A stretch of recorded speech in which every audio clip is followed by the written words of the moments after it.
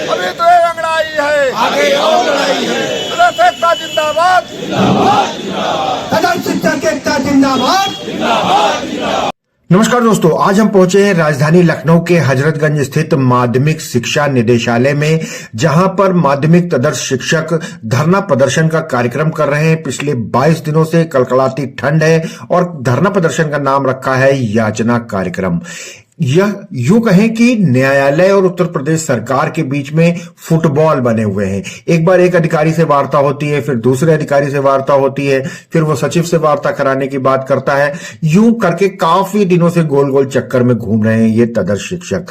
सबसे पहले आज इनको माध्यमिक शिक्षा निदेशक ने बुलाया है, ये बातचीत करने के लिए समिति के लोग गए हैं। ये बातचीत करके आते हैं, फिर हम आपको इनकी बातचीत सुनवाएंगे, इनकी मांगे बताएंगे। लेकिन इसका एक दूसरा हिस्सा ये है कि 3:30-4 बजे का फिर समय लिया गया, जबकि माध्यमिक शिक्षा निदेशक खुद इनके बीच में आए, धरना प्रदर्शन समाप्त करने की बात कही।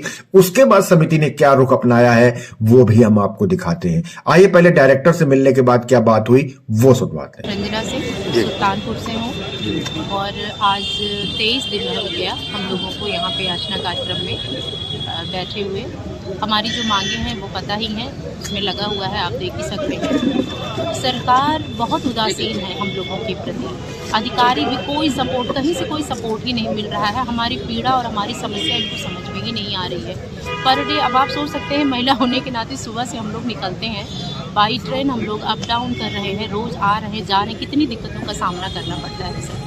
और 1 साल हो गए, सैलरी रुकी हुई है, कैसे ये घर बार कैसे हम लोग चला रहे हैं हम लोग जानते हैं। तमाम हम लोगों की समस्याएं हैं, समझ में नहीं आ रहा है कि आप लोगों के माध्यम से हम लोग बार बार अपनी पीड़ा पहुंचाते हैं, लेकिन अनसुना कर देते हैं माननीय मुख्यमंत्री जी या हमारे जो अधिकारी हैं। तो समझ में नहीं आ रहा है सर, आप लोग जो है इसको अच्छे एकदम बड़े स्तर पे आप लोग इसको हमारी पीड़ा को उन तक पहुँचाइए सर, यही आपसे रिक्वेस्ट है। सर, आज 22 दिन हो गए हैं आप लोगों को और आज आप वार्ता करने के लिए भी गए थे। क्या वार्ता हुई आपकी? वार्ता हुई, डायरेक्टर और एडी सारे लोग थे। अब वो एसीएस के यहाँ उनकी बैठक है, एसीएस के यहाँ जा रहे हैं। उसके बाद 3:30 बजे यहाँ आकर के लोगों के बीच में अपनी बात रखेंगे, क्योंकि सभी के सामने अगर हमारे शिक्षकों के सामने कोई बात आवे तब तो बात समझ में आती है। बहरहाल वो बार बार यही हवाला दे रहे हैं कि सुप्रीम कोर्ट का आर्डर है, सुप्रीम कोर्ट से ही आपको न्याय मिलेगा। तो आखिर में हम लोगों के 300 रिटों में आर्डर हुआ है, काफ़ी रिटों में कंटेम्प्ट भी हुआ है, जिसमें अभी अलीगढ़ के डीआईओएस को तलब किया था। डीआईओएस के खिलाफ अगले महीने डेट दी गई है, कहा गया है अगर वेतन भुगतान नहीं होगा तो चार्ज फ्रेम किया जाएगा। लेकिन अब सरकार और शासन के लोग बैठे हैं यहाँ, जो बैठे महत्वपूर्ण अधिकारी हैं, जब मानने को तैयार नहीं है तो ऐसी स्थिति में क्या किया जा सकता है? सर, क्या लगता है आपको, क्यों नहीं सरकार मान रही है जबकि कोर्ट का आदेश भी है?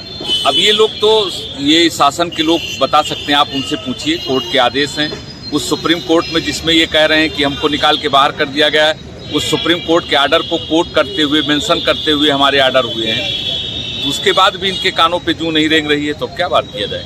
जी, क्या रणनीति रहेगी आगे, कैसे आंदोलन आगे बढ़ाएंगे? रणनीति आगे बैठ करके सभी साथियों के साथ तय की जाएगी, आगे क्या करना है, कैसे करना है, उसका आपके चैनल के माध्यम से बताया जाएगा। सुशील कुमार शुक्ला अयोध्या से आता हूँ और इस संघर्ष समिति का जो है प्रदेश उपाध्यक्ष हूँ। लगातार ये याचना कार्यक्रम चल रहा है। क्या सोचकर या जो भी सोचकर, कल डायरेक्टर साहब ने एक पत्र जारी करवाया और हमारे प्रदेशीय महामंत्री और हमारे इस संगठन के संयोजक जी, अध्यक्ष जी श्री राजमणि सिंह जी, सभी लोग वार्ता के लिए गए थे। हमें तो थोड़ा विलम्ब हो गया था, लेकिन उनका ये कहना है कि अभी हम एसीएस साहब से बात करेंगे और बात करने के बाद में आपको पुनः बुलाएंगे। लेकिन मैं आपके चैनल के माध्यम से इनसे निवेदन करना चाहता हूँ डायरेक्टर महोदय से कि आदरणीय संयोजक जी और प्रदेशीय महामंत्री जी के आह्वान पर जो ये सारे तदर्स शिक्षक इस ठंडी में आ रहे हैं, तो थोड़ा मानवता बस इस पर इनको विचार करना चाहिए और कोर्ट के तमाम आदेश हैं उन पर इनको वेतन भुगतान करना चाहिए। कहना चाहेंगे, आज वार्ता भी हुई है शासन से आपकी? वार्ता का दौर तो कल ही से चल रहा है।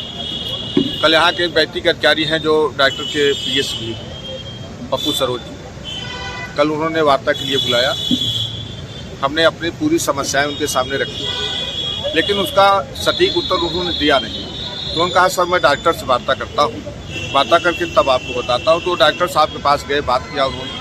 बात करके 10 मिनट बाद हमारे पास पुनः अपने ही कक्ष में लौट करके वो आए। तो उन्होंने कहा सर मैं आपको पत्र भी जारी कर रहा हूँ, कल डॉक्टर के साथ आपकी बैठक कराता हूँ, तो वहाँ हो सकता है कुछ निष्कर्ष आप लोगों का निकले।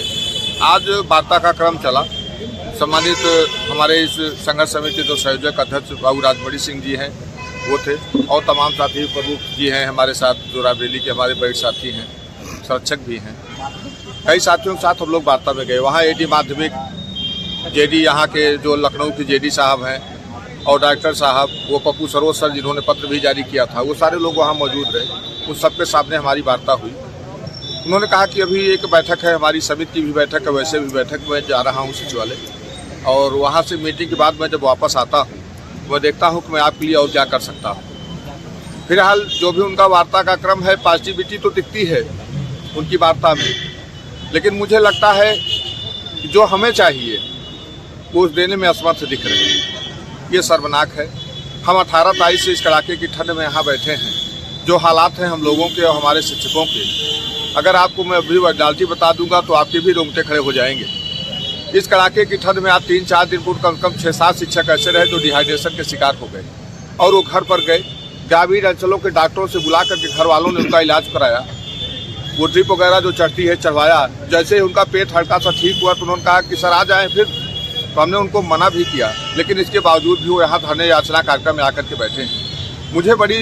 मुझे जो सबसे ज़्यादा दुख है इस बात को लेकर के कि सम्मानित संयोजक जी हैं, हमारे उपाध्यक्ष हैं भाई सुशील शुक्ला जी हैं अयोध्या से, हम लोग यहाँ आकर के दिन भर बैठे रहते हैं। आज नहीं कल अगर कोई हादसा किसी भी प्रकार का इस कड़ाके की ठंड में किसी शिक्षक के साथ हो जाएगा तो उसका जिम्मेदार कौन होगा।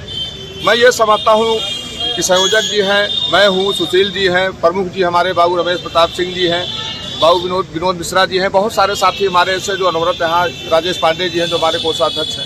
इस यात्रा में सुबह से लेकर शाम तक बैठे रहते हैं लगातार। ये तो पंडाल भी खूब नहीं छोड़ते, लेकिन हम सोचते हैं कि अगर कोई हादसा होगा तो हम लोग क्या मुँह लेकर के जाएंगे, उस साथी को लेकर के उसके घर तक कैसे जाएंगे, हम उसके माँ बाप के सामने कैसे खड़े होंगे, उसके पत्नियों बच्चों के सामने कैसे खड़े होंगे, क्या मुँह दिखाएंगे। कम से कम इस पर तो सरकार को सोचना चाहिए, इन अधिकारियों को सोचना चाहिए, जिसको लेकर के हमें अत्यधिक पीड़ा, इतनी पीड़ा है कि मैं अपनी पीड़ा को व्यक्त नहीं कर पा रहा हूँ। फिलहाल पूरे तदर्थ शिक्षक साथियों की तरफ से, पूरे संघर्ष समिति की तरफ से मैं आपके चैनल को भी धन्यवाद ज्ञापित करना चाहता हूँ कि आप आए और हमारी पीड़ा को सुने। दोस्तों, माध्यमिक शिक्षा निदेशक ने माध्यमिक तदर्थ शिक्षकों की समिति से बातचीत करी और उनके बीच में 3:30-4 बजे आने का वादा किया। पहुंचे हैं शिक्षा निदेशक, तो उन्होंने क्या कुछ कहा वो हम आपको सुनवाते हैं, और उसके बाद संघर्ष समिति ने क्या कुछ फैसला किया है वो भी आपको दिखा। 23 दिन हो गए।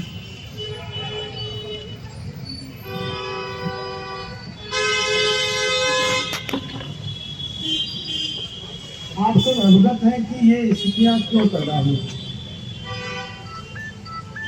प्रारंभ से लेकर सुप्रीम कोर्ट तक जो भी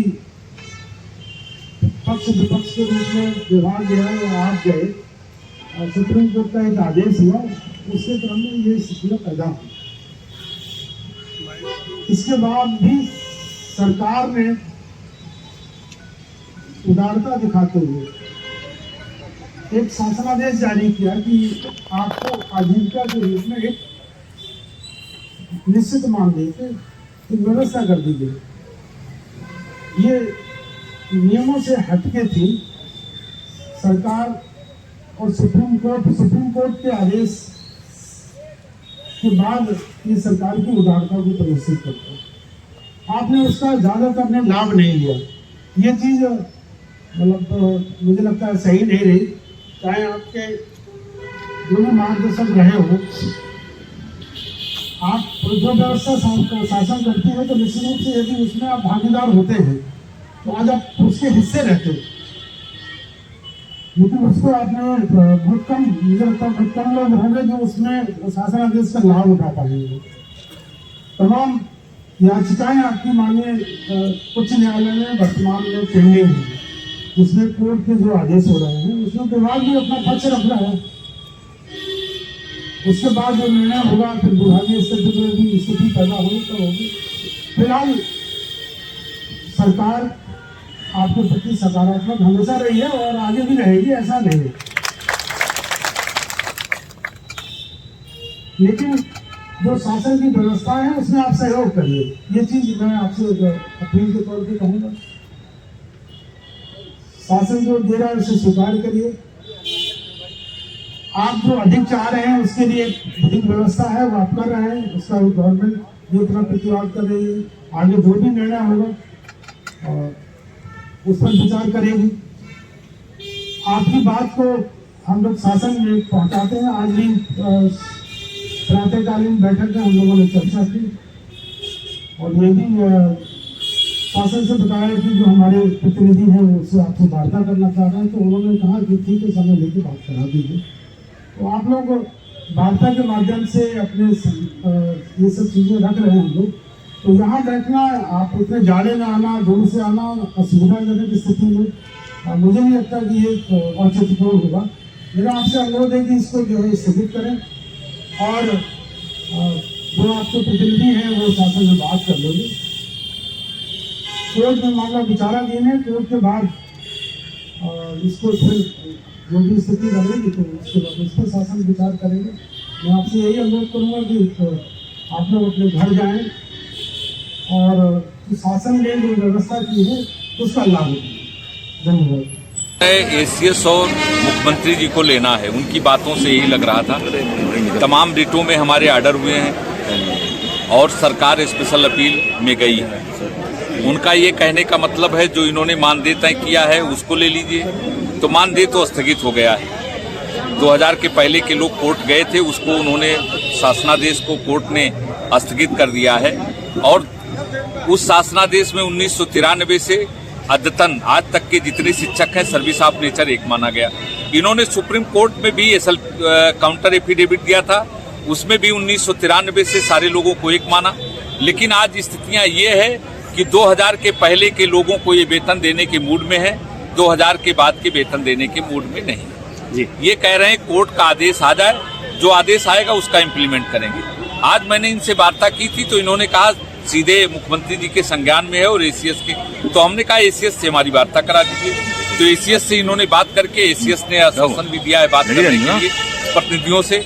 मेरे भाई आपके मीडिया के माध्यम से मैं कहना चाहता हूँ, जिस 8300 को ये बताते हैं कि हम लोगों को बाहर कर दिया गया है, उस 8300 में हमारे पास तमाम वो उसके साक्ष्य हैं। उस रिट में 2000 के पहले के भी लोग शामिल हैं, परंतु सरकार उनको वेतन दे रही है और जो 2000 के बाद 8300 की रिट में नहीं शामिल हैं उनको भी ये मानते हुए वेतन नहीं दे रही है। ये सरासर अन्याय है। 8300 में 2000 के पहले के भी सैकड़ों साथी सम्मिलित हैं, उनको आप नहीं मानते हैं उससे आच्छादित और हम लोगों को मानते हैं। अब ये है कि अब क्या बताया जाए, समझ में नहीं आ रहा किस तरीके की शासन सत्ता और सरकार के नुमाइंदे हैं, ये अपनी मनमानी चला रहे हैं। ऐसे तो चलने वाला नहीं जी। आप एसीएस से मुलाकात के लिए कह रहे थे, क्या लगता है कब अभी हो पाएगी? इन्होंने कहा है, समय दिलाने के लिए कहा है, अभी हम अलग से जाकर के बात करेंगे। एसीएस और ये बीच की कड़ी है हम लोगों की वार्ता कराने के, अभी बात करके तय कर लेंगे जैसा होगा आपके। याचना कार्यक्रम का क्या होगा? याचना कार्यक्रम हम अभी जो है इनके आश्वासन पे स्थगित करने का काम करेंगे। 3 तारीख से 3 फरवरी से फिर हम याचना कार्यक्रम लगाएंगे और फिर लखनऊ की धरती पे हम लोग यहाँ डटेंगे। तो दोस्तों देखा आपने, इस तरीके से माध्यमिक शिक्षा निदेशक का आश्वासन मिलने के बाद माध्यमिक तक शिक्षकों ने फिलहाल अपना धरना प्रदर्शन याचना कार्यक्रम स्थगित कर दिया है। लेकिन ये यहाँ रुके नहीं हैं, क्योंकि 3 फरवरी बसंत पंचमी का दिन फिर से मुकर्रर हो गया है। तो न्यायालय और उत्तर प्रदेश सरकार के बीच में फुटबॉल बने हुए तदर्श शिक्षकों की व्यथा हमने आपको दिखाई है। लगातार बने रहिए नेशनल वॉच पर।